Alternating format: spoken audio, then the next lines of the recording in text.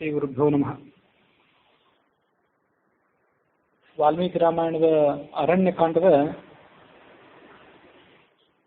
53ನೇ ಸರ್ಗದಲ್ಲಿ ರಾವಣ ಸೀತೆಯನ್ನು ಲಂಕಾನಗರಕ್ಕೆ ಕರೆದುಕೊಂಡು ಬಂದು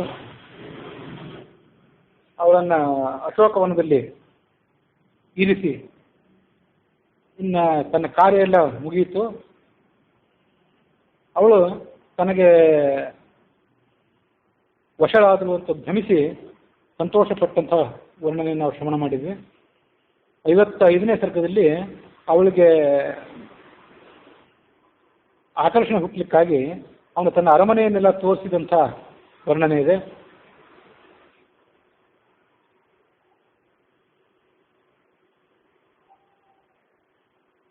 ಆ ಸೀತೆ ಇದ್ದಂಥ ಅಶೋಕವನಕ್ಕೆ ಒಂದು ಬಂದ.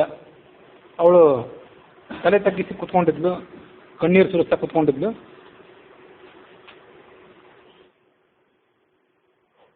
ಸುತ್ತಮುತ್ತಲು ಭಯಂಕರವಾದಂತಹ ರಾಕ್ಷಸಿಯರು ಕುತ್ಕೊಂಡಿದ್ರು. ಅವಳಿಗೆ ತನ್ನ ಅರಮನೆಯೆಲ್ಲ ತೋರಿಸ್ಬೇಕು ಅಂತ ಅಪೇಕ್ಷೆ ಪಟ್ಟ. ಆದರೆ ಅವಳು ಅದನ್ನು ನೋಡುವಂಥ ಉತ್ಸಾಹ ತೋರಿಸಲಿಲ್ಲ. ಆದರೆ ಬಲಾತ್ಕಾರವಾಗಿ ಅವಳನ್ನು ಎಬ್ಬಿಸಿದ ಆ ರಾಕ್ಷಸಿಯರ ಮೂಲಕವಾಗಿ. ರಾವಣನ ಹಿಂದೆ ಅವಳು ಕೂಡ ಹೊರಟಳು, ಮನಸ್ಸಿಲ್ಲದೆ ಇದ್ರು ಕೂಡ. ಸಾವಿರಾರು ಜನ ರಾಕ್ಷಸ ಸ್ತ್ರೀಯರು ಅಲ್ಲಿನ ಅಂತಃಪುರದಲ್ಲಿ ವಾಸ ಮಾಡಿಕೊಂಡಿದ್ರು. ಅಲ್ಲಲ್ಲಿ ಹಂಸ, ನವಿಲು ಮೊದಲಾದಂಥ ಪಕ್ಷಿಗಳು ಗೂಡು ಕಟ್ಕೊಂಡಿದ್ದವು. ಅಮೃತಶಿಲೆಯಿಂದ ನಿರ್ಮಾಣ ಆಗಿದ್ದಂಥ ಗೋಡೆಗಳು, ಗವಾಕ್ಷಗಳು, ಕಿಟಕಿಗಳು, ಸರೋವರಗಳು, ನಾನಾ ಥರದ ಕೊಳಗಳು, ಅದನ್ನೆಲ್ಲ ಸೀತೆಗೆ ತೋರಿಸಿದೆ. ನನ್ನ ರಾಷ್ಟ್ರದಲ್ಲಿ ಒಟ್ಟಾರೆ 32 ಕೋಟಿ ರಾಕ್ಷಸರಿದ್ದಾರೆ ಅಂತ ಹೇಳಿದ. ನನ್ನ ರಾಜ್ಯದಲ್ಲಿ ಆ 32 ಕೋಟಿ ಅಂತಾರಲ್ಲ, ಅದನ್ನ ಬಲಿಷ್ಠರಾದಂಥ ಸೈನಿಕರ ಸಂಖ್ಯೆ ಅಷ್ಟೇ ಅದು. ಮುದುಕರು, ಬಾಲಕರು ಇವರನ್ನೆಲ್ಲ ಬಿಟ್ಟು ಬಲಿಷ್ಠರಾದವರು 32 ಕೋಟಿ ರಾಕ್ಷಸರಿದ್ದಾರೆ ಅಂತ ಹೇಳಿದೆ. ಇದು ವಾಲ್ಮೀಕಿ ರಾಮಾಯಣದ ಗಣನೆ. ತಾತ್ಪರ್ಯ ನಿರ್ಣಯಕ್ಕನುಸಾರವಾಗಿ 80 ಕೋಟಿ ಯೂತಮಂ ಪುರಸ್ಕರಾಷ್ಟ್ರಕಾಯುಕಂ ಅಂತ ತಾತ್ಪರ್ಯ ನಿರ್ಣಯದ ವರ್ಣನೆ. ಅಲ್ಲಿ 80 ಕೋಟಿ ಜನ ಸೈನಿಕರಿದ್ದರು. ಅದಕ್ಕೆ ತಕ್ಕಂತೆ ಬೃಹತ್ ಪ್ರಮಾಣದ ಸೇನಾಪತಿಗಳ ಸಂಖ್ಯೆನೂ ಕೂಡ ಇತ್ತು. ಅಷ್ಟು ಬೃಹತ್ ಪ್ರಮಾಣದ ಸೈನ್ಯದ ಕಾಲು ಭಾಗವನ್ನು ಹನುಮಂತ ಒಬ್ಬನೇ ನಾಶಪಡಿಸಿದ್ದ ಸೀತೆಯನ್ನು ಅನ್ವೇಷಣೆ ಮಾಡುವ ಸಂದರ್ಭದಲ್ಲಿ ಅಂತ ತಾತ್ಪರ್ಯ ನಿರ್ಣಯದ ವರ್ಣನೆ. ಅಂತೂ 32 ಕೋಟಿ ಅಂತ ಇಲ್ಲಿದ್ರೆ ಅದಕ್ಕಿಂತ 3-4 ಪಟ್ಟು ಹೆಚ್ಚಿನ ಸಂಖ್ಯೆಯ ರಾಕ್ಷಸರಲ್ಲಿದ್ದರು ಅಂತ ನಿರ್ಣಯಕ್ಕನುಸಾರವಾಗಿ ನೋಡ್ತೇವೆ. ನನ್ನ ಪರಿವಾರ, ನನ್ನ ಪತ್ನಿಯರು, ನನ್ನ ಮಕ್ಕಳು ಇವರೆಲ್ಲರೂ ಸೇವೆ ಮಾಡಲಿಕ್ಕಾಗಿ ಬೇರೆ ಪ್ರಮಾಣದ ರಾಕ್ಷಸರಿದ್ದಾರೆ, ಅದು ಸರಿ. ನನ್ನ ಒಬ್ಬನ ಸೇವೆ ಮಾಡಲಿಕ್ಕಾಗಿ ಯಾವಾಗಲೂ 1000 ಜನ ರಾಕ್ಷಸರು ಮೀಸಲಾಗಿರ್ತಾರೆ. ಅವರು ಯಾವತ್ತೂ ನಾನು ಮುಂದು ಅಂತ ನನ್ನನ್ನು ಸೇವನೆ ಮಾಡ್ತಿರ್ತಾರೆ. ಇದು ನನ್ನ ವೈಭವ. ಇನ್ನು ಮುಂದೆ ನನ್ನ ರಾಜ್ಯಾಡಳಿತ, ನನ್ನ ಜೀವನ ಇದೆಲ್ಲ ನಿನ್ನ ಮೇಲೆ ಕೇಂದ್ರೀಕೃತ ಆಗಿದೆ. ನೀನು ನನಗೆ ಒಲಿದರೆ ಇದೆಲ್ಲ ಸಾರ್ಥಕ ಆದಂತೆ, ಇಲ್ಲದೆ ಇದ್ರೆ ಇದೆಲ್ಲ ವ್ಯರ್ಥ ಆದಂತೆ. 100 ಜನ ಉತ್ತಮ ಸ್ತ್ರೀಯರು ನನ್ನ ವಶದಲ್ಲಿದ್ದಾರೆ. ಆದರೂ ನಿನ್ನನ್ನು ನಾನು ಪರಿಗ್ರಹ ಮಾಡ್ತೇನೆ, ಅವ್ರನ್ನೆಲ್ಲ ಪರಿತ್ಯಾಗ ಮಾಡಿ ನಿನ್ನನ್ನು ಸ್ವೀಕಾರ ಮಾಡ್ತೇನೆ. ಅವರೆಲ್ಲರಿಗೂ ನೀನು ಮುಖಂಡಳಾಗಿರುವ, ಪಟ್ಟಮಹಿಷಿಯಾಗಿರುವ. ರಾಮನ ಬಗ್ಗೆ ಆಲೋಚನೆ ಮಾಡಿದ್ರಿಂದ ಏನು ಉಪಯೋಗ? ಅವನಂತೂ ನೀನು ಸಿಗೋದಿಲ್ಲ. ಈ ಲಂಕಾಪಟ್ಟಣ ಏನಿದೆ, ಸುತ್ತಲೂ ಸಮುದ್ರ ಇದೆ. 100 ಯೋಜನ ವಿಸ್ತಾರವಾದಂಥ ಸಮುದ್ರ ಇದಕ್ಕೆ ಸುತ್ತಲೂ ಇದೆ. ಇದನ್ನು ದಾಟಿ ಯಾರು ಬರ್ಲಿಕ್ಕೆ ಸಾಧ್ಯ? ಇಂದ್ರ, ವರುಣ ಮೊದಲಾದಂಥ ದಿಕ್ಪಾಲಕರು ಕೂಡ ಇಲ್ಲಿ ಬರಲಾರರು. ಇನ್ನು ಈ ಮನುಷ್ಯರು ಬರೋದು ಹೇಗೆ? ಮನುಷ್ಯರ ಬಗ್ಗೆ ನಾವು ಮಾತಾಡಬೇಕೇ ಆಗಿಲ್ಲ. ನಾನು ನಿನಗೆ ಅನುರೂಪ. ಇನ್ನೂ ಒಂದು ವಿಷಯ ತಿಳ್ಕೊ, ಈ ಜಗತ್ತಿನಲ್ಲಿ ಈ ಯೌವನ ಏನಿದೆ, ಈ ಯೌವನ, ಈ ರೂಪ ಇದೆಲ್ಲ ಅಶಾಶ್ವತವಾಗಿದೆ, ಬಹಳ ದಿವಸ ಇರುವಂಥದ್ದಲ್ಲ ಯಾರಿಗೇ ಆದರೂ. ಹಾಗಾಗಿ ದೈವದತ್ತವಾಗಿ ನಿನಗೆ ಇಂಥ ರೂಪ, ಇಂಥ ಯೌವನ ಎಲ್ಲ ಬಂದಿದೆ, ಅದನ್ನು ಕಳ್ಕೋಬೇಡ.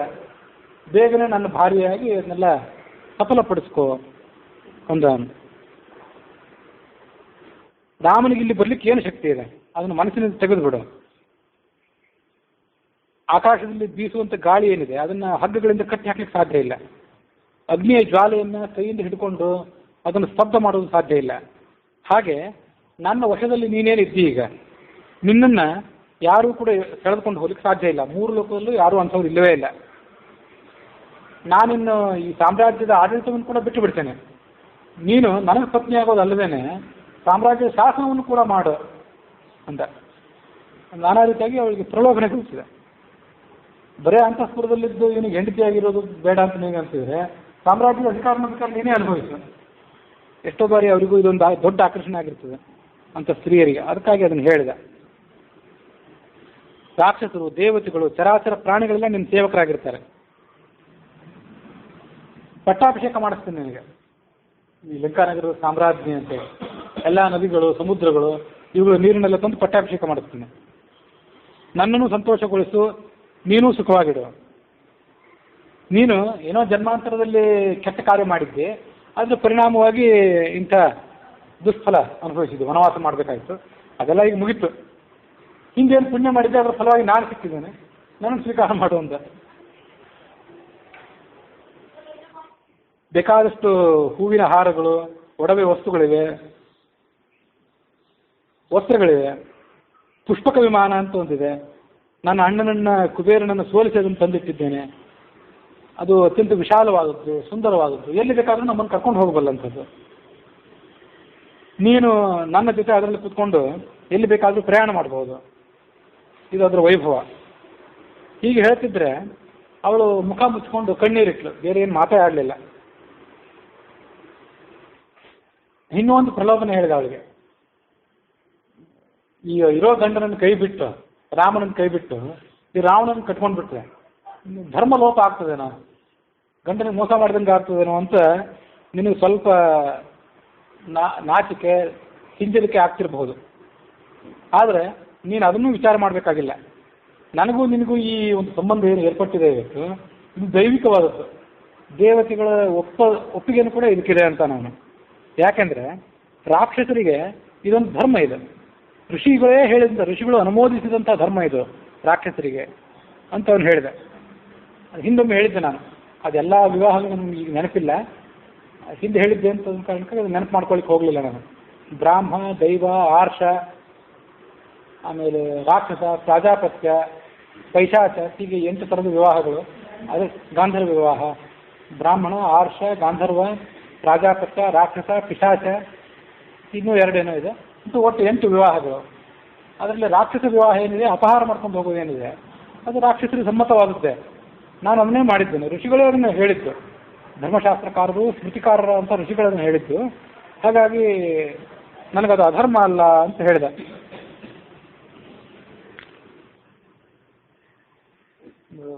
ತನಗೆ ಬೇಕಾದಂಥ ಸಂದರ್ಭದಲ್ಲಿ ಧರ್ಮಶಾಸ್ತ್ರಗಳನ್ನು ಆತ ಉದಾಹರಣೆ ಕೊಟ್ಟ.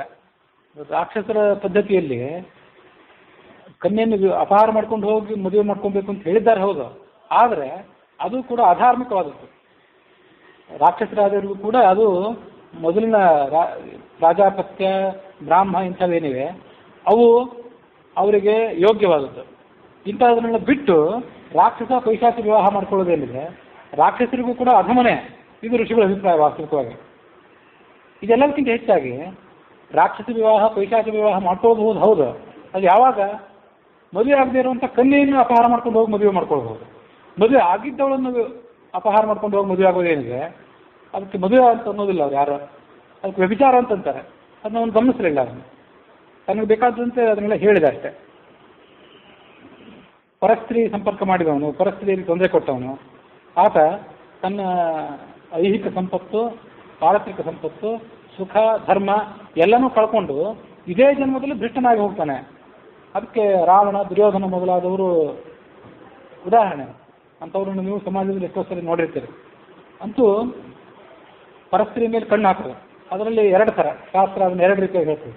ಆ ಪರಸ್ತ್ರೀನು ಅವಳು ಕೂಡ ಪತಿತಳೆ ಆಗಿದ್ರೆ, ಅವಳು ವ್ಯಭಿಚಾರಿಣಿನೇ ಆಗಿದ್ರೆ, ಅಂಥವ್ರ ಜೊತೆ ಇವರು ಮಾಡೋದೇನಿದೆ ಅದು ಮೊದಲನೇ ತರಗತಿ. ಅದಕ್ಕಿಂತ ಹೆಚ್ಚಿನ ಪಾಪ ಏನಂದರೆ ಅವಳ ಇಚ್ಛೆಗೆ ವಿರುದ್ಧವಾಗಿ ಅವಳು ಅತಿಕ್ರಮಿಸೋದು.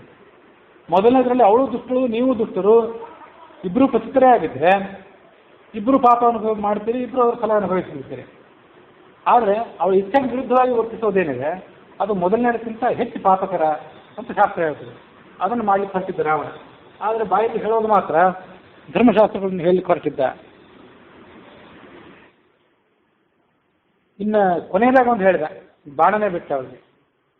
ಏತೌ ಪಾದೌ ಮಯಾ ಸ್ನಿಗ್ಧೌ ಶಿರೋಭಿಪರಿಪೀಡಿತೌ ಪ್ರಸಾದಂ ಕುರುಮೇ ಕ್ಷಿಪ್ರಂ ವಶ್ಯೋ ದಾಸೋಹಮಸ್ಮಿತೆ. ನಾನಿನ್ನ ದಾಸ ಅಂತ ತಿಳ್ಕೊ, ನನ್ನ 10 ತಲೆಗಳನ್ನು ನಿನ್ನ ಪಾದದ ಮೇಲೆ ಇಡ್ತೇನೆ. ಇದಕ್ಕಿಂತ ಹೆಚ್ಚಿನ ಇನ್ನೇನು ಮಾಡ್ಲಿಕ್ಕೆ ಸಾಧ್ಯ ಇದೆ? ಒಂದೇ ತಲೆ ಅಲ್ಲ, 10 ತಲೆಗಳನ್ನ ನಿನ್ನ ಪಾದದ ಮೇಲೆ ಇಟ್ಟು, ನಿನ್ನ ಬರೋದು 2 ಪಾದ. ಆ 2 ಪಾದದ ಮೇಲೆ ನಾನು 10 ತಲೆಗಳನ್ನ ಇಟ್ಟು ಬೇಡ್ಕೊಳ್ತೇನೆ. ಇಷ್ಟು ಹೀನವಾದ ಮಾತುಗಳನ್ನು ರಾವಣ ಯಾರಿಗೂ ಆಡಿದ್ದಿಲ್ಲ. ಅವನು ತಾನೇ ಹೇಳಿದ, ಎಲ್ಲ ದೈವ ಸ್ತ್ರೀಯರು, ಋಷಿಕನ್ಯರು, ಗಂಧರ್ವ ಸ್ತ್ರೀಯರನ್ನೆಲ್ಲ ಬಲಾತ್ಕಾರವಾಗಿ ಹೇಳ್ಕೊಂಡು ಬಂದಿದ್ದೆ ಹೊರತು ಯಾರ ಮುಂದೆ ಹೀಗೆ ಬೇಡ್ಕೊಂಡಿರಲಿಲ್ಲ. ನಾನು ಯಾರ ಮುಂದೆ ಬೇಡ್ಕೊಂಡಿರಲಿಲ್ಲ. ಆದರೆ ನಿನ್ನನ್ನು ಇವತ್ತು ಇಷ್ಟೆಲ್ಲ ದೀರ್ಘವಾಗಿ ಪ್ರಾರ್ಥನೆ ಮಾಡ್ತಿದ್ದೇನೆ, ಹಾಗಾಗಿ ನನಗೆ ನೀನು ಒಲಿ ಅಂತ ಹೇಳ್ಕೊಂಡ ಅವಳಿಗೆ. ನಚಾಪಿ ರಾಮನ ಕಾಂಚಿನ ಮೂರ್ಧಾ ಸ್ತ್ರೀಂ ಪ್ರಣಮೇತಃ. ಯಾರಿಗೂ ತಲೆವಾಗಿ ನಮಸ್ಕಾರ ಮಾಡುವನಲ್ಲ ಅವನು.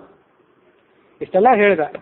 ಹೇಳಿ ಕೊನೆಗೆ ಏನು, ನಾನೆಲ್ಲ ಬಾಣ ಬಿಟ್ಟಾಯ್ತು, ಇನ್ನು ಅವಳು ನನಗೆ ವಶ ಆಗಿಬಿಟ್ಲು ಅಂತ ತಿಳ್ಕೊಂಡ್ಬಿಟ್ಟ ಅವನು. ಯಾಕಂದ್ರೆ ಅವ್ನು ಕಾಲ ವಶನಾಗಿಬಿಟ್ಟಿದ್ದ. ಕಾಲ ಅವನು ಕರ್ಕೊಂಡು ಹೋಗ್ಲಿಕ್ಕೆ ತಯಾರಾಗಿ ನಿಂತಿತ್ತಷ್ಟೇ. ಇಷ್ಟೆಲ್ಲ ಅವ್ರು ಹೇಳಿದ ಮೇಲೆ ಅವನಿಗೆ ಉತ್ತರ ಹೇಳಿದ್ರು, ಧೈರ್ಯದಿಂದ ಉತ್ತರ ಹೇಳಿದ್ರು. ಅದು ಹೇಗೆ ಉತ್ತರ ಹೇಳಿದ್ದು? ಅವನ ಮುಖಾನೇ ನೋಡಲಿಲ್ಲ ಅವರು, ಅಷ್ಟು ತಿರಸ್ಕಾರಕ್ಕೆ ಯೋಗ್ಯ ಆಗಿತ್ತು ಅವನು. ಇಬ್ಬರ ನಡುವೆ ಒಂದು ಹುಲ್ಕಡ್ಡಿ ಇಟ್ಟು, ಹುಲ್ಲಿನ ಕಡ್ಡಿಯನ್ನು ಇಟ್ಟು ಆ ಹುಲ್ಲಿನ ಕಡ್ಡಿ ಸಂಬೋಧನೆ ಮಾಡಿ ಹೇಳಿದ್ಲು. ಮಾತಾಡಬೇಕು ಹೌದು, ಆದರೆ ಅವನ ಜೊತೆ ನೇರವಾಗಿ ಮಾತಾಡಬಾರ್ದು ಅನ್ನೋ ಕಾರಣಕ್ಕಾಗಿ ಹುಲ್ಲಿನ ಕಡ್ಡಿ ಇಟ್ಟು, ಮತ್ತು ಆತನು ಕೂಡ ತನಗೆ ತೃಣಪ್ರಾಯ, ನೀನು ನನಗೆ ಏನೂ ಮಾಡ್ಲಿಕ್ಕೆ ಸಾಧ್ಯ ಇಲ್ಲ ಅಂತನ್ನೋದನ್ನು ಆತನಿಗೆ ತಿಳಿಸ್ಬೇಕಾಗಿತ್ತು. ಅದಕ್ಕಾಗಿ ನಡುವೆ ಒಂದು ಹುಲ್ಲು ಕಡ್ಡಿ ಇಟ್ಲು. ನಮ್ಮ ಮಾವ ದಶರಥ ಏನಿದ್ದ, ಅವನು ಧರ್ಮಕ್ಕೆ ಸ್ಥಿರವಾದಂಥ ಸೇತುವೆ. ಅವನು ಸೇತುವೆ ಮನುಷ್ಯನನ್ನು ಹೇಗೆ ದಾಟಿಸ್ತದೋ ಹಾಗೆ ಪ್ರಜೆಗಳಿಗೆ ಧರ್ಮದ ಮೇಲ್ಪಂಕ್ತಿಯನ್ನು ಹಾಕಿಕೊಟ್ಟಂಥವನು ಅವನು. ಅಷ್ಟು ಉದಾತ್ತವಾದಂಥ ನಡವಳಿಕೆಯ ರಾಜ ಅವನು. ಅವನ ಮಗ ಸತ್ಯಸಂಧಾವನು ಅಂತ ಕೀರ್ತಿ ಇದ್ದವನು. 3 ಲೋಕದಲ್ಲಿಯೂ ಆತನ ಹೆಸರಿದೆ. ಆ ರಾಮನೇ ನನ್ನ ಪತಿ ಮತ್ತು ಪರದೈವ. ಇಕ್ಷ್ವಾಕುವಿನ ವಂಶದಲ್ಲಿ ಹುಟ್ಟಿದವನು. ಇಕ್ಷ್ವಾಕುವಿನ ವಂಶದಲ್ಲಿ ಹುಟ್ಟಿದವನು. ಲಕ್ಷ್ಮಣ ಅನ್ನುವಂಥ ಮಹಾಪರಾಕ್ರಮಿಯಾದ ತಮ್ಮನನ್ನು ಪಡ್ಕೊಂಡಂಥವನು. ಅವರಿಬ್ಬರು ಸೇರಿ ನೀನು ಮಾಡಿರುವಂಥ ಈ ಅಪಕಾರಕ್ಕೆ ಪ್ರತಿಯಾಗಿ ನಿನ್ನನ್ನು ಧ್ವಂಸ ಮಾಡ್ತಾರೆ. ಹಲವಾರು ಕೋಟಿ ರಾಕ್ಷಸರು ನಿನ್ನ ವಶದಲ್ಲಿದ್ದಾರೆ ಅಂತ ಹೇಳ್ಕೊಳ್ತಿಲ್ಲ. ಎಷ್ಟು ಜನ ರಾಕ್ಷಸರು, ಎಷ್ಟು ಕೋಟಿ ಜನ ರಾಕ್ಷಸರು ನಿನ್ನ ಕಡೆ ಇದ್ರು ಗರುಡನ ಮುಂದೆ ಬೃಹತ್ ಪ್ರಮಾಣದ ಸರ್ಪಗಳ ಸಂಖ್ಯೆಯೂ ಕೂಡ ಹಾಳಾಗಿ ಹೋಗುವಂತೆ, ನಾಶ ಆಗುವಂತೆ, ರಾಮನ ಮುಂದೆ ಅವರ ರಾಕ್ಷಸರಲ್ಲಿ ಕೂಡ ದುರ್ಬಲರಾಗ್ತಾರೆ. ಅವನ ಬಾಣಗಳು ನಿನ್ನ ಶರೀರವನ್ನು ಸೀಳಿ ಹಾಕ್ತವೆ. ನೀನು ಎಷ್ಟೇ ಪರಾಕ್ರಮಿ ಇದ್ದಿರಬಹುದು, ದೇವತೆಗಳಿಗೆ ಮಣಿಯದವನಾಗಿರ್ಬೋದು, ಆದರೆ ರಾಮನ ಜೊತೆ ವೈರ ಕಟ್ಕೊಂಡ್ರೆ ಅದರ ಪ್ರತಿಫಲವಾಗಿ ನಿನ್ನ ಆಯುಷ್ಯ ಮುಗಿದು ಹೋಗ್ತದೆ.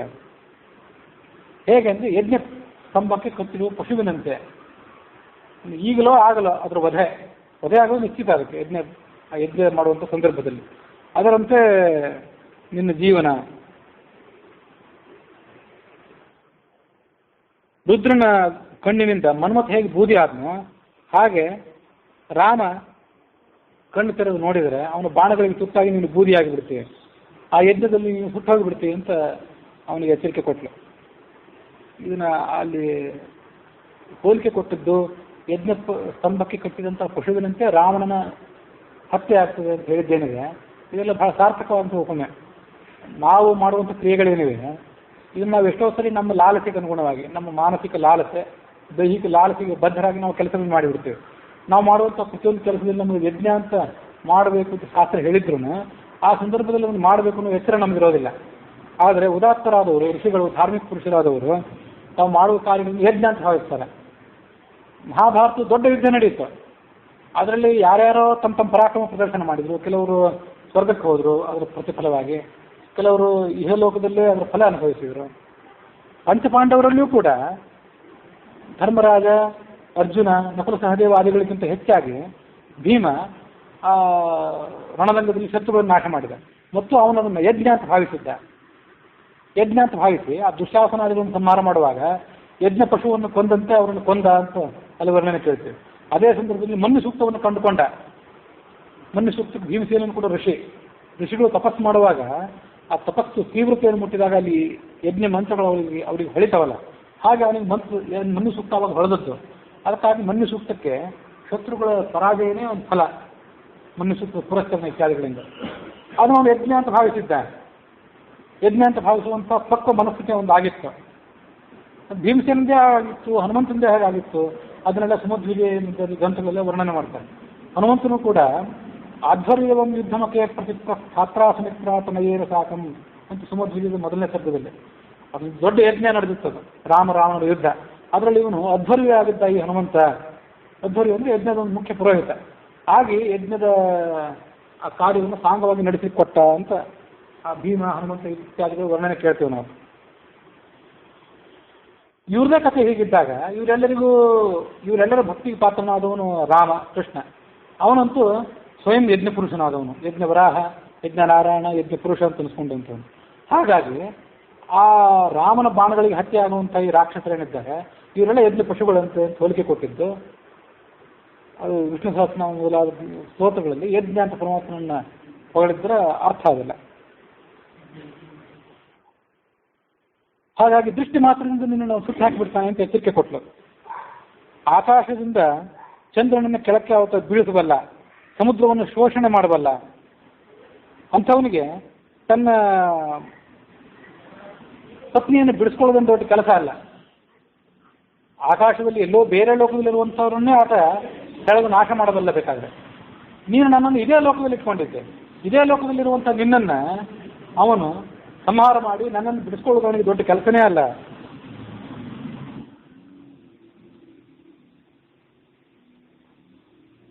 ನೀನು ಮಾಡಿದೇನಿಲ್ಲ, ಈಗ ಪರಸ್ತ್ರೀ ಸ್ಪರ್ಶ ಅನ್ನೋ ಕೆಲಸ ಮಾಡಿದೆಯಲ್ಲ, ಅದರಿಂದ ನಿನ್ನ ಆಯುಷ್ಯ ಕ್ಷೀಣ ಆಗ್ತದೆ. ಅದಕ್ಕೊಂದು ಸ್ಮೃತಿ ಇದೆ ಹೀಗೆ: ಆಯುರ್ಬಲಂ ಯಶಃ ಲಕ್ಷ್ಮೀ ಪರದಾರ ಅಭಿಮರ್ಶನಾತ್. ಆಯುಸ್ಸು, ಮನುಷ್ಯನ ಆಯುಷ್ಯ, ಬಲ, ದೈಹಿಕ ಶಕ್ತಿ, ಮಾನಸಿಕ ಶಕ್ತಿ, ಯಶಸ್ಸು ಅಂದರೆ ಅವನು ಗಳಿಸಿದಂಥ ಕೀರ್ತಿ ಮತ್ತು ಭಗವಂತನ ಪ್ರೀತಿ. ಅಲ್ಲಿ ತನಕ ಏನಾದರೂ ಧರ್ಮ ಕಾರ್ಯಗಳನ್ನು ಮಾಡಿದ್ದಿದ್ರೂ ಕೂಡ ಅದನ್ನು ಪರಸ್ಪರ ಸಂಪರ್ಕ ಮಾಡಿದ್ರ ಮೂಲಕವಾಗಿ ಅದನ್ನು ಕಳ್ಕೊತಾನೆ. ಲಕ್ಷ್ಮಿ ಅಂದರೆ ಸಂಪತ್ತು, ಐಹಿಕ ಸಂಪತ್ತಾಗಬಹುದು ಮತ್ತು ಅದು ಗಳಿಸಿದಂಥ ಜ್ಞಾನ ಸಂಪತ್ತು. ಇದೆಲ್ಲವೂ ಪರಸ್ಪರ ಸಂಪರ್ಕದಿಂದ ಸುಟ್ಟು ಬೂದಿ ಆಗ್ತದೆ ಅಂತ ಸ್ಮೃತಿ.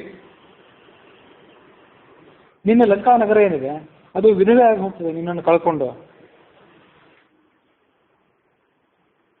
ಸುಖ ನಿನಗೆ ಭವಿಷ್ಯದಲ್ಲಿ ಸಿಗೋದಿಲ್ಲ. ನೀನೇನು ನನ್ನನ್ನು ಅಪಹಾರ ಮಾಡಿದ್ದೆ ಅದು ನಿನ್ನ ಸಾಮ್ರಾಜ್ಯದ ನಾಶಕ್ಕೆ ನಾಂದಿ ಆಯಿತು. ಅವನಿಗೆ ಕಾಡಿನಲ್ಲಿ ವಾಸ ಮಾಡಿಕೊಂಡಿದ್ದಾನೆ ನಮ್ಮ ಪತಿ ಆದಂಥ ರಾಮ. ಅವನು ಲಕ್ಷ್ಮಣನ ಕರ್ಕೊಂಡು ಇಲ್ಲಿ ಬರೋದು ಮತ್ತು ಬಂದು ನಿನ್ನ ನಾಶ ಮಾಡೋದು ನಿಶ್ಚಿತ. ಯದಾ ವಿನಾಶೋ ಭೂತಾನಾಂ ದೃಶ್ಯತೆ ಕಾಲಚೋದಿತಃ ತದಾ ಕಾರ್ಯೇ ಪ್ರಮಾದ್ಯಂತಿ ನರಾಹ ಕಾಲವಶಂಗತಾಃ.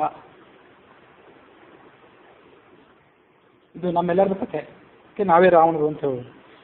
ಮನುಷ್ಯ ಅಂತ್ಯಕಾಲವನ್ನು ಸಮೀಪಿಸಿದಾಗ ಅವನಿಗೆ ಏನು ಮಾಡಬೇಕು ಏನು ಮಾಡಬಾರ್ದು ಅಂತ ನಮಗೆ ಗೊತ್ತಾಗೋದಿಲ್ಲ.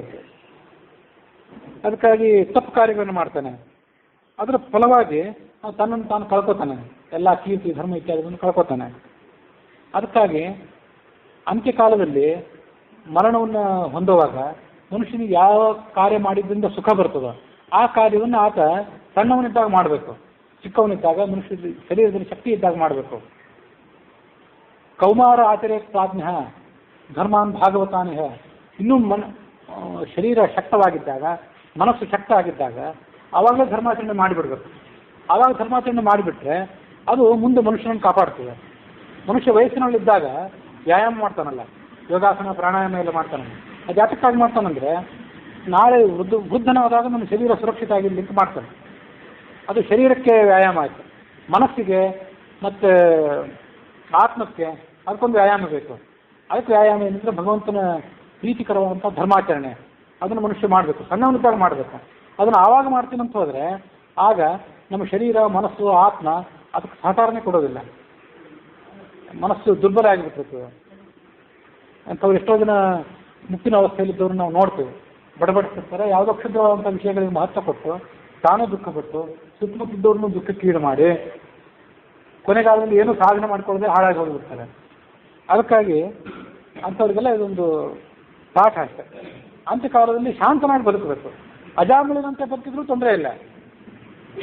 ಅಜಾಮಿಳ ನಡುಗಾಲದಲ್ಲೇ ಭ್ರಷ್ಟನಾದ, ಅದು ಅಂತ್ಯಕಾಲದಲ್ಲಿ ಮತ್ತೆ ಬುದ್ಧಿ ತಂದುಕೊಂಡ.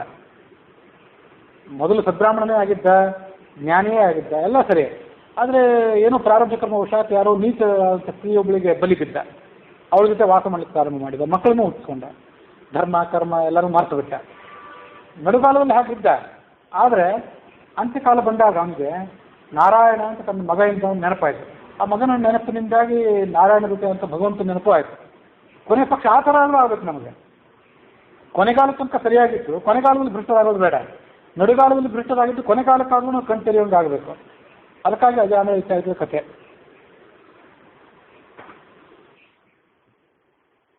ಹಾಗೆ ವಯಸ್ಸಾದವರು ಅವರ ಸ್ಥಿತಿಗತಿಗಳು ಅದನ್ನ ಹೇಳೋ ಅಂತ ಏನೋ ಒಂದು ಸಂದರ್ಭ ಬಂತು ನನಗೆ ಇವತ್ತು. ಅದಕ್ಕಾಗಿ ಅದನ್ನೆಲ್ಲ ಹೇಳಿದೆ.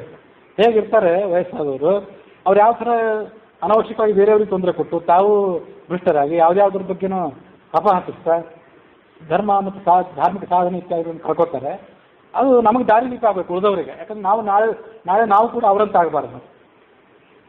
ಅದನ್ನು ಈ ಶ್ಲೋಕ ಹೇಳ್ತದೆ. ನಶಕ್ಯ ಯಜ್ಞ ಮಧ್ಯಸ್ಥ ವೇದಿ ಸೃಗ್ಬಾಣ ಮಂಡಿತ ದ್ವಿಜಾತಿ ಮಂತ್ರ ಸಂಪೂತ ಚಾಂಡಾಲಿನ ಅಭಿಮರ್ಶಿತು.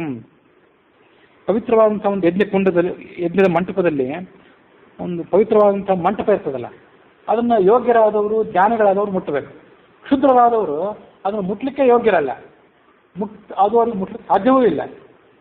ಹಾಗೆ ರಾಮನ ಧರ್ಮಪತ್ನಿ ಅಂತ ನನ್ನನ್ನು ದೃಷ್ಟಗೊಳಿಸ್ಲಿಕ್ಕೆ ನಿಮಗೆ ಸಾಧ್ಯವೇ ಇಲ್ಲ.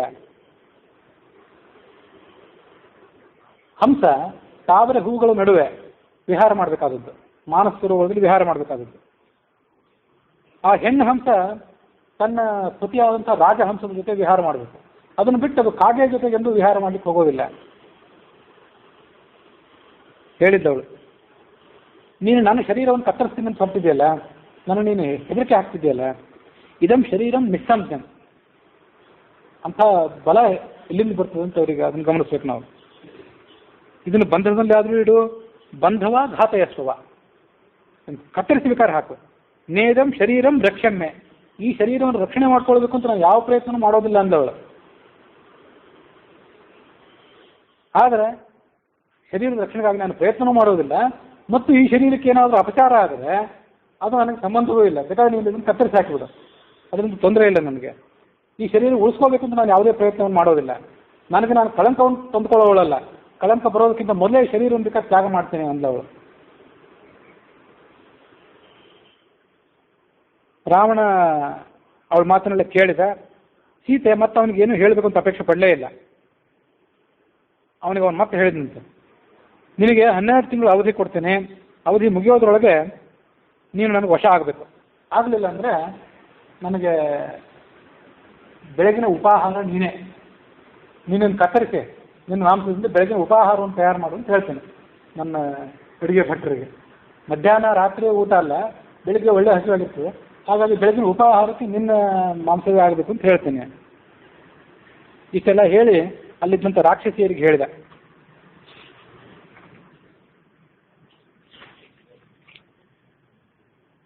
ಸಾಧ್ಯವಾದಷ್ಟು ಇವಳನ್ನು ಹೆದರಿಸಿ, ಇವಳ ದರ್ಪ, ಇವಳ ಜಂಬ ಇದೆಲ್ಲ ಇದನ್ನು ಕಡಿಮೆ ಆಗುವಂತೆ ನೀವು ಮಾಡಬೇಕು. ಅವಳು ನನಗೆ ಒಲಿಬೇಕು ಏನಕ್ಕೇನು ಪ್ರಕಾರೇಣ, ಅದು ನಿಮ್ಮ ಜವಾಬ್ದಾರಿ ಅಂತ ಹೇಳಿದಾಗ ಅಶೋಕವನದ ಮಧ್ಯಭಾಗ ಕರ್ಕೊಂಡು ಹೋಗಿ ಅವಳನ್ನು. ಯಾರಿಗೂ ಅವಳಲ್ಲಿರೋದು ಗೊತ್ತಾಗಬಾರ್ದು. ಕಾಡಿನಲ್ಲಿ ಹೆಣ್ಣಾನೆಯನ್ನು ಕೆಡ್ಡಾದಲ್ಲಿ ಬೀಳಿಸಿ ಅದನ್ನು ಪಳಗಿಸ್ತಾರಲ್ಲ, ಹಾಗೆ ಇವಳನ್ನು ಪಳಗಿಸ್ಬೇಕು. ರಾಕ್ಷಸಿಯರ ಮೈಥಿಲಿಯನ್ನು ಅಶೋಕವನ್ನು ಕರ್ಕೊಂಡು ಹೋದ್ರು. ಅವಳಿಗೆ ಸುಖ ಸಂತೋಷ ನೆಮ್ಮದಿ ಅಲ್ಲದು ಏನೂ ಇಲ್ಲದಂತಾಯಿತು. ಭಯಪಟ್ಟಳು. ರಾಮನನ್ನು ಮತ್ತು ಲಕ್ಷ್ಮಣನನ್ನು ನೆನಪು ಮಾಡ್ಕೊಳ್ತಾ ಅವಳು ಎಚ್ಚರ ತಪ್ಪ ಅಲ್ಲಿ ಬಿದ್ದು ಬಿಟ್ಲು.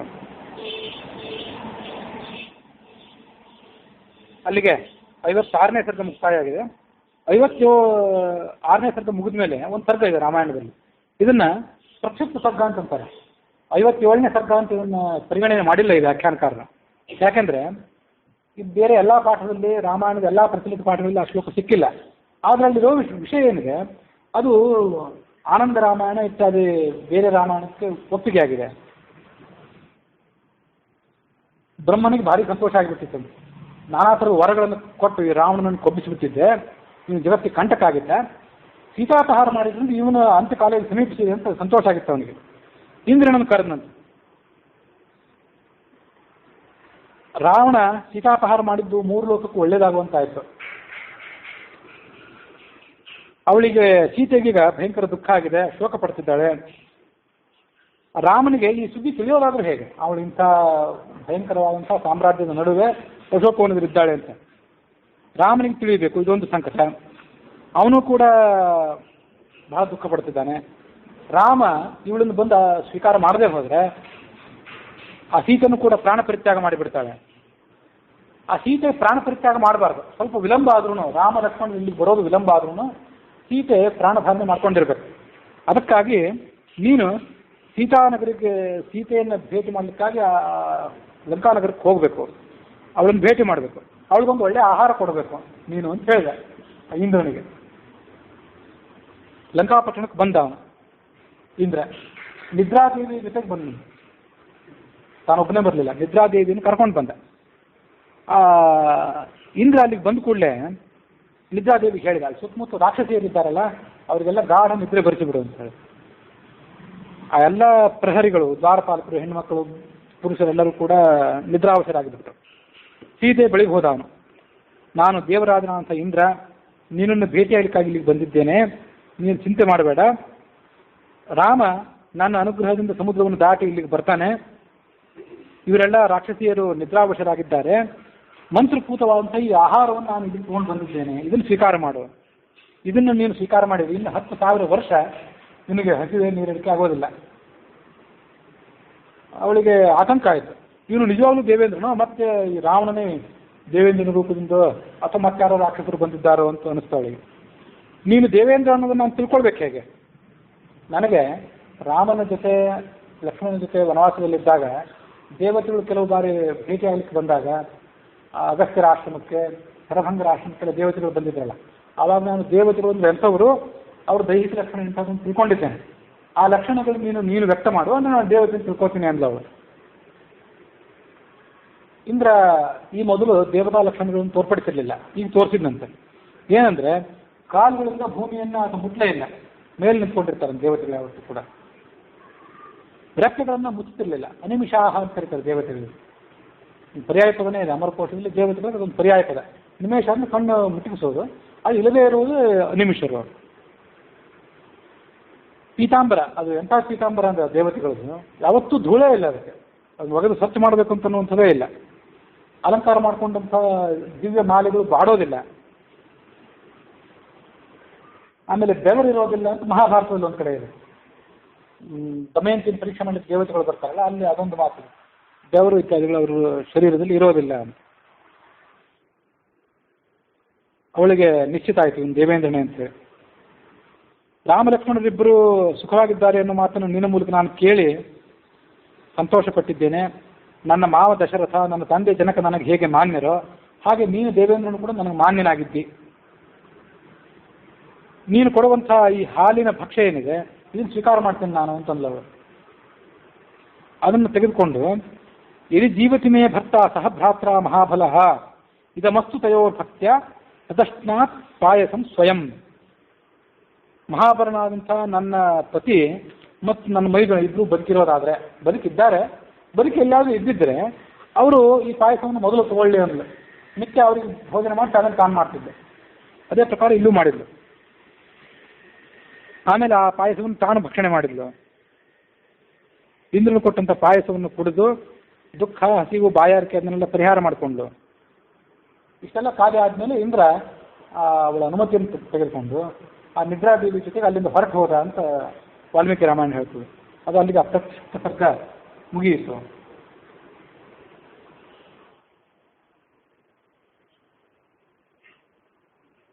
ತದಾ ಇಂದ್ರೋ ಬ್ರಹ್ಮವಾಕ್ಯೇನ ಪಾಯಸಂ ವರ್ಷ ತುಷ್ಟಿದಂ. ಇದು ಪಾಯಸ ಅಂತಲೇ ಮಾತು ಬಂತು. ಅಲ್ಲಿ ಬರೇ ಅನ್ನ, ಹಾಲಿನಿಂದ ತಯಾರು ಮಾಡಿದಂಥ ಒಂದು ಅನ್ನ ಅಂತ ಇಷ್ಟೇ ಬಂತು.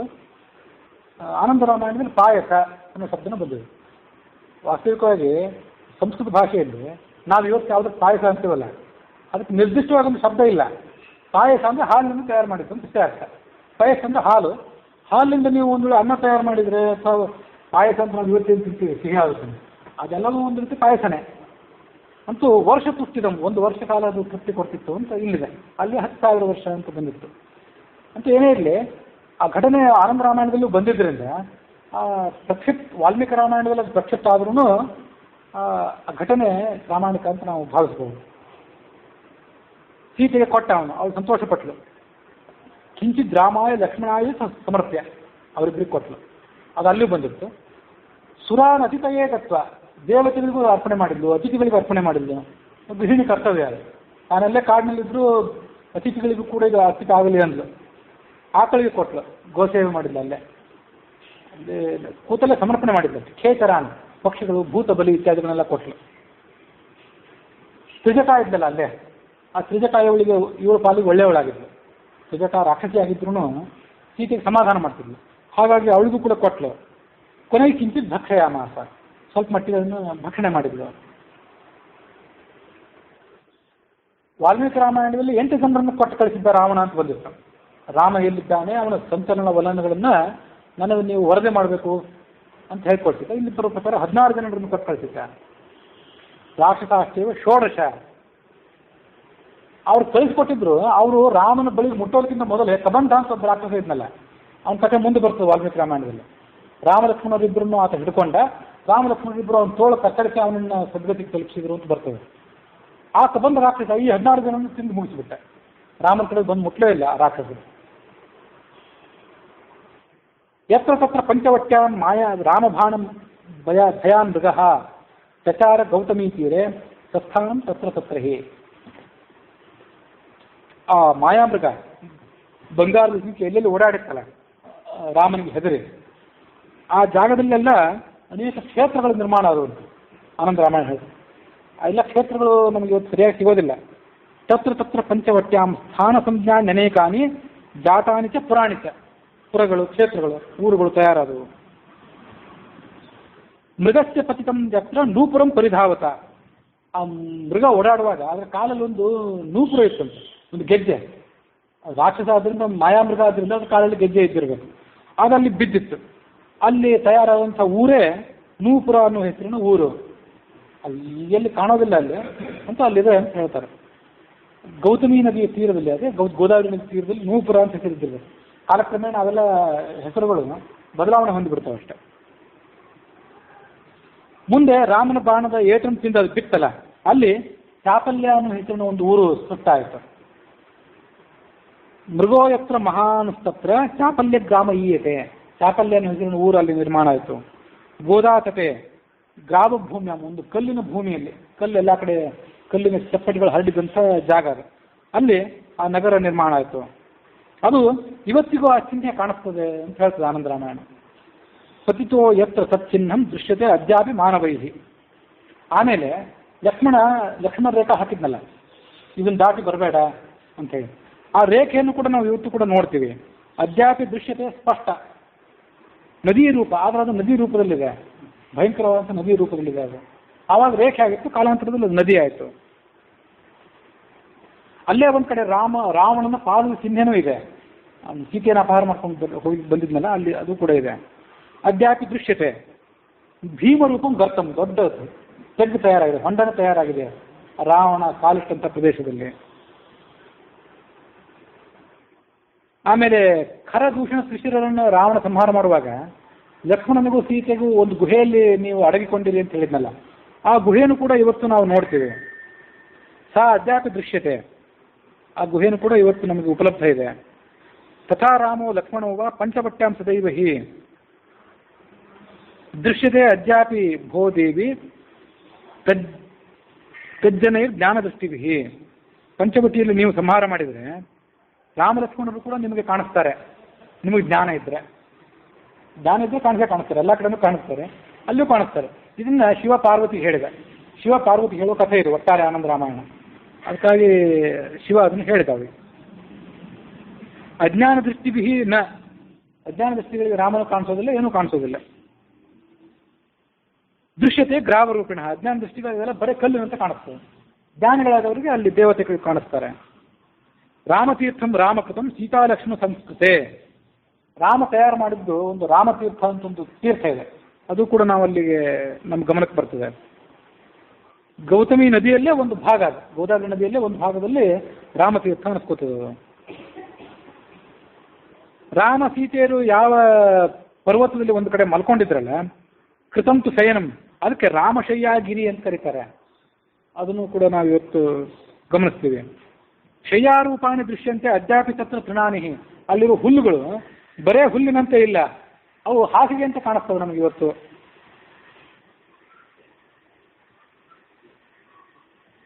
ಹೀಗೆ ವಾಲ್ಮೀಕಿ ರಾಮಾಯಣದಲ್ಲಿ ಸೀತೆಯ ಅಪಹರಣ ಆದ ಬಳಿಕ ರಾವಣ ಅವಳ ರಕ್ಷಣೆಗಾಗಿ ಕಾಂತ ಏರ್ಪಾಡುಗಳನ್ನು ಮಾಡಿದ್ದು, ಮತ್ತು ಆ ಘಟನೆ ಸೀತಾಪಹರಣದ ಘಟನೆಯ ಸಂದರ್ಭದಲ್ಲಿ ಏನೇನು ಚಿಹ್ನೆಗಳಿದ್ದವು ಅವು ಇವತ್ತು ಕೂಡ ಉಪಲಬ್ಧ ಇದೆ ಅಂತ ಆನಂದ ರಾಮಾಯಣದ ಸಾರಕಾಂಡದ 7ನೇ ಸರ್ಗದಲ್ಲಿ ಏನಿದೆ ಅದರ ಶ್ರವಣದೊಂದಿಗೆ ಇವತ್ತಿನ ಕಥೆ ಮುಕ್ತಾಯ ಆಗಿದೆ.